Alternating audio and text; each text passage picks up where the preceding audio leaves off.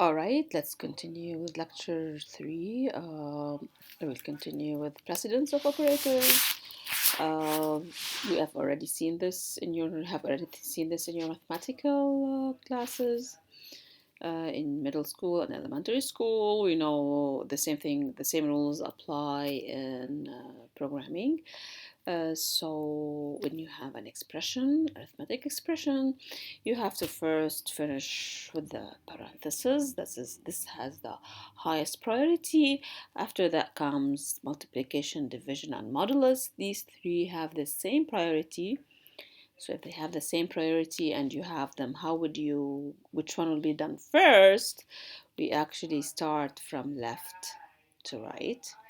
The third thing is addition and subtraction. So addition and subtraction come last. All right. So if you have multiplication, addition, and subtraction, first you finish multiplication, and at the end you do the subtraction and addition.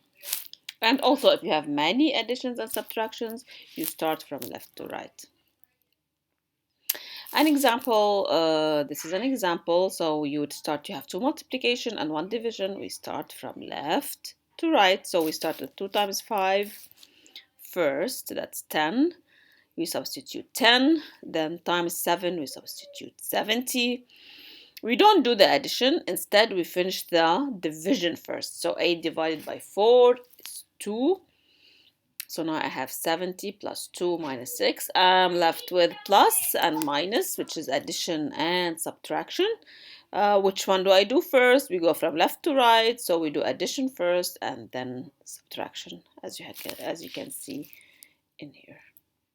And the final step is that you put the result in the variable y. Okay? In whenever you have an assignment statement, the last step will be assigning the value to the variable. This is a quiz that you can do at home. Okay, pause the video and take 5 minutes to find out if you can do these.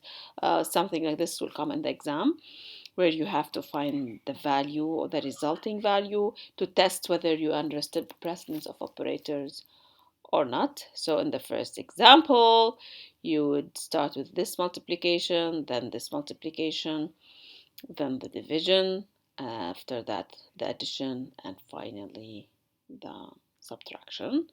This is a similar one. In this one, you first finish the parentheses. Which parentheses you start with? You have two parentheses here. We start from left to right. So we finish this parenthesis. That would give me 15. Then we finish this parenthesis. That would give me minus 2. And then we start from left to right. You have multiplication, multiplication, division. You start from left to right and you find the result. Please continue this, pause the video, and then you will find the answer afterwards. So this is the answer of the previous slide. Now, another examples on arithmetic operators. So this is the memory here. What do we have? We have integer a. We have declared a to be an integer, b to be an integer. As you can see, we didn't give it a value, so we don't know the value in that because we haven't given it any value. We didn't initialize the variable. Integer c equal 5. We have given it a value, and as you can see, the names of the variables are referring to the addresses of the memory locations in memory. You have integer x and integer y. So a equal c times 2.5. How would the assignment operator work? You multiply c, which is 5, by 2.5, and you put the result in a. The statement, you do a modulus c first, okay, then you multiply it by 2 and then minus 1. So you do this step by step. Please pause the video and figure out the results, and you can do them on your phone on the application C compiler, or you can do it on a Scratch and check the results. I want you to do both. Do them as a program and do them calculation on a piece of paper and check if the two answers are the same, and that should be the answer on the board, on the screen, as you can see. Okay, please do this exercise at home. It's fun and it's easy, and there's always a question on that in the exam.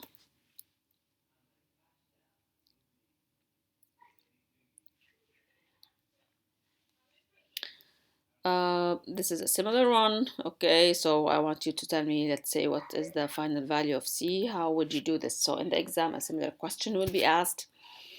Could be asked this question: how would the computer compute this computation? The statement, this C assignment statement, we're assigning this value to C, to integer C. So how is it done? So how would it perform it? How would the compiler perform it? What the compiler does, first step, each variable is replaced by its value. So A, which is 6, is put here, B minus 3, A6, C2, A6, B minus 3. So we have actually substituted all the values.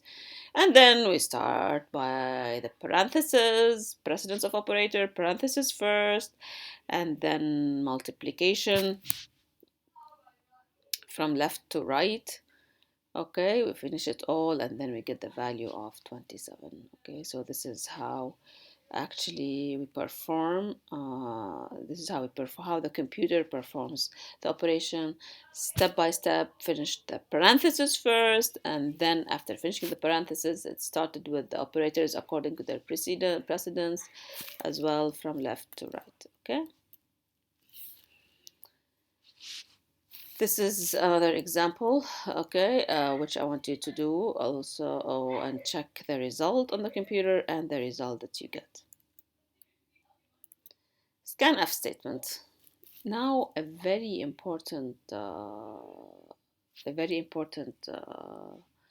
statement that you have to learn is the scanf. Scanf allows you to input, or what we call read input from the keyboard. So scanf allows me to input data from the keyboard and put it in my variable.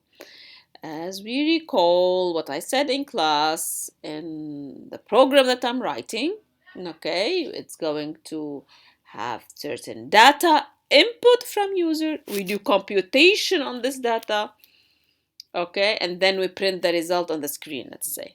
We get the result, we print it on the screen. These are the different steps. So we learned how to print on the screen. We learned in the previous slides how to do computations, arithmetic operations on the variables or on numbers. Now we're left with the first step, which is input the data. We want to input the data and put it in variables. Okay, so scanf represents, we said that printf represents the screen. Scanf would represent the keyboard, exactly. So the scanf represents the keyboard. So let's see what we have in here. Let's look at this main together. We have integer number. We have declared number to be an integer variable. I outputted on the screen, or I printed on the screen, please enter a number. Scanf %d and number. So this is the format of scanf. That's the first time you see it. So how does scanf work? You have to actually memorize the syntax of scanf and not to get mixed up with printf. Okay, so scanf, always, what does it do? What is the mission of scanf? Scanf doesn't have anything to do with printf. It's different. We said that we include standard input output. Okay, so this is the output, this is the input. Printf is for the output, scanf is for the input. Scanf only takes what the variable in which to store the data that you input on the keyboard. So what is it telling me here? Scanf, what is it telling me? %d. %d is the format specifier, and that reminds me of, yes, of integers. So this is an integer, so it's expecting an integer, %d. It's expecting an integer from the keyboard. So that's the opposite of printf. And now I'm getting the integer from the keyboard, and I'm putting this integer in number. Let me show you with an arrow here. So I'm putting this integer that I input from the keyboard in number. What is number? Which is the variable declared in here. Now, one common mistake is that students would write letters here, would write actual data beside %d. No, this is not a printf. This only takes what kind. So in these quotation, between these double quotations, I'm only putting what type of data, okay, am I putting in this variable. So this variable, what is its type? It's an integer. So I'm taking an integer from where? Scanf, which means like a scanner. So I'm scanning it from I'm inputting it from the keyboard, and I put it in variable number. So what's the syntax now? How would we write it? As you can see, quotation marks, double quotation marks, %d, comma, don't forget the comma, and instead of putting only number the way it's done in printf, I have to put ampersand before it. So and number, which refers to the address, which you don't have to worry about right now, but all you have to do is to know or memorize that scanf takes the format specifier between quotation marks, %d in this case, it has to be followed by comma, and then the variable name. Printf, the number you have entered is %d. So what will happen with %d? The number here will replace %d in here. So let's see if I have the run. Okay, so I don't have the run. So you can actually try it on your computer or on your phone, okay, and see that whatever number you input will actually be put on the output screen. Okay. Constant variables. A constant variable is a variable whose value cannot be changed throughout the program execution. So when I say that a variable is constant, it's not a variable anymore, right? Okay, however we use them. For example, constant integer, my constant equal 100. Usually, for example, you can have constant float pi, yeah, pi equal 3.14 that you don't change. So integer constant is actually let me tell you something here. So I am actually declaring my constant to be an integer, giving it an initial. I have to give it an initial value. This must be done. I have to give it an initial value because I put here the word what constant, which means I'm not allowed to do assignment operator later on. You cannot change its value. Give it the value only one time. Okay, you cannot change. So this is not allowed, and that's what you see in here. This X shows you that you are not allowed to change a constant variable. So what we have here, this program asks the user to enter two integers, then calculate the sum and print the result on the screen. So you have two integers. You can do this on your compiler, on your phone editor. So you have integer number 1, I initialize it to 0, integer number 2, I initialize it to 0 as well. I ask the user, so this print is just asking the user to please enter two integers. Okay. Scanf, what will happen if you try it on your phone or on your computer? It will wait until you actually do what? Scanf waits. So after printf, you see that your program is freezing and waiting. It's waiting for the input, and then after you put the input, you have to put enter. Okay, line feed that is. So %d, this refers to this will store the first data item in number 1. The next %d will store the second number in number 2. And as you can see, can we have as much as we want here? Do we need to put spaces? Actually, no need to put spaces. You just put %d, %f as much as you want, but there's no characters. You don't write like you do in printf. This is a common mistake students would write in here. You're not supposed to write. You just put %d, %f, %c, according to what variables you want to input from the keyboard. So this scanf is inputting how many variables from the keyboard? 2 variables from the keyboard. Yes. Okay, that's if I said 15, it will put 15 in number 1. 16, it would put 16 in number 2. Okay, 15 enter, 16 enter. Integer r, okay, I'm declaring another variable called r. This is going to be the result. What am I putting in r? Number 1 plus number 2. I'm adding number 1 and number 2. I'm putting the result in r. So the sum, this is a printf. Okay, it's now that the result in r, now I have to print it. I want to see it on the screen. So I use a printf statement, the sum of person d, and person d is person d. So this person d is for the first variable. This person d is for the second variable. So the sum of, let's say, 15 and 16 is this. The last person d is for the third variable in this case, which is the result. And these are better errors. Okay.